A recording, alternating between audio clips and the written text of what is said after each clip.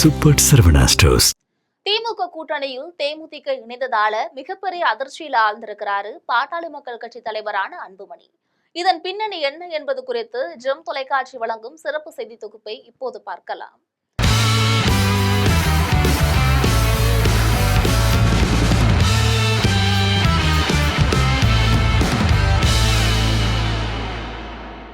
மருத்துவர் ராமதாஸ் நிறுவிய பாட்டாளி மக்கள் கட்சி தற்போது இரண்டாக உடைந்திருக்கிறது. அன்புமணி தலைமையில ஒரு பாட்டாளி மக்கள் கட்சியும், ராமதாஸ் தலைமையில இன்னொரு பாட்டாளி மக்கள் கட்சியும் இயங்கி வருகிறது. இந்த நிலையில தற்பொழுது அதிமுக பாஜக கூட்டணியோட அன்புமணி தரப்பிலான பாட்டாளி மக்கள் கட்சி இணைந்திருக்கிறது.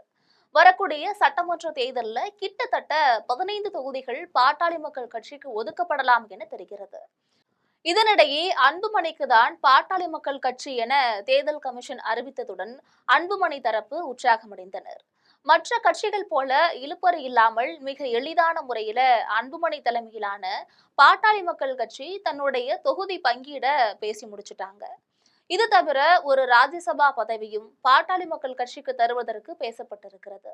இந்த நிலையில வட மாவட்டங்கள்ல வன்னியர்கள் செல்வாக்கு அதிகம் என்பதால அன்புமணி தலைமையிலான பாட்டாளி மக்கள் கட்சிக்கு வட மாவட்டங்கள்ல பெரும்பாலான தொகுதிகளை ஒதுக்குவதற்கு திட்டமிடப்பட்டிருக்கிறது.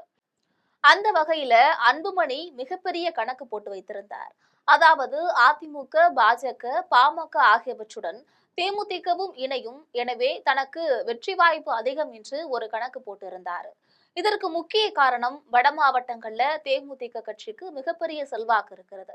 அங்க இருக்கக்கூடிய பெரும்பாலான வன்னியர்கள் திமுகவிலும் தேமுதிகவிலும் இருக்காங்க. தேமுதிக அதிமுகவுடன் இணையும் பொழுது அந்த ஓட்டு வங்கியும் தனக்கு சேர்ந்து மிகப்பெரிய வெற்றி கிடைக்கும் என நம்பியிருந்தாரு.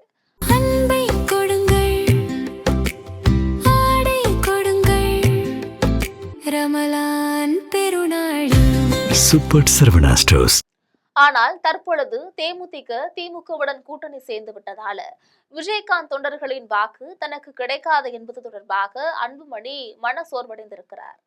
ஏற்கனவே பாட்டாளி மக்கள் கட்சி இரண்டாக பிரிந்த நிலையில ஒரு தரப்பினர் ராமதாஸ் தலைமையில செயல்பட்டு வராங்க. எனவே தற்பொழுது வட மாவட்டங்கள்ல ராமதாஸ் தலைமையிலான பாட்டாளி மக்கள் கட்சியையும் தேமுதிகவையும் எதிர்த்து போராட வேண்டிய சூழ்நிலைக்கு அன்புமணி தள்ளப்பட்டிருக்காரு. தற்பொழுது வட மாவட்டங்களை பொறுத்தவரையில் வன்னியர்களின் வாக்கு தானாக சிதறுகிறது.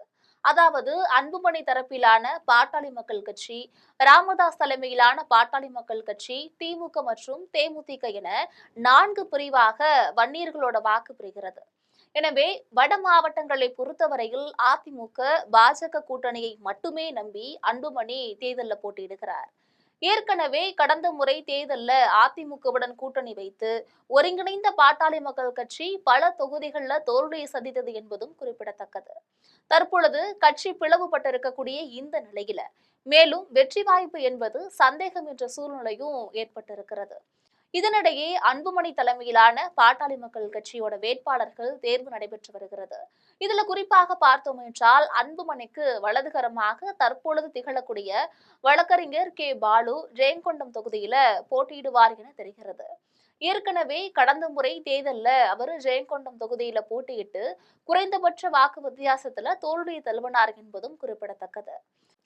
இது மட்டுமல்லாமல் தற்பொழுது சசிகலா தரப்பில் அவரது ஆதரவாளர்கள் போட்டியிடுவதால் அதிமுக அதிருப்தியாளர்களின் வாக்குகளும் அவர்களது ஆதரவும் அன்புமணிக்கு கிடைக்காத சூழ்நிலை ஏற்பட்டிருக்கிறது.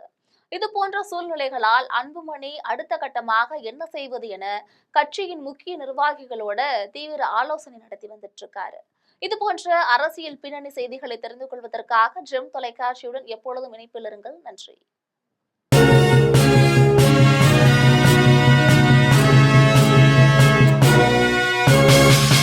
உடனுக்குடன் அப்டேட் தெரிந்து கொள்ள ஜெம் டிவி தமிழ் ஆப்பை இன்ஸ்டால் செய்யவும்.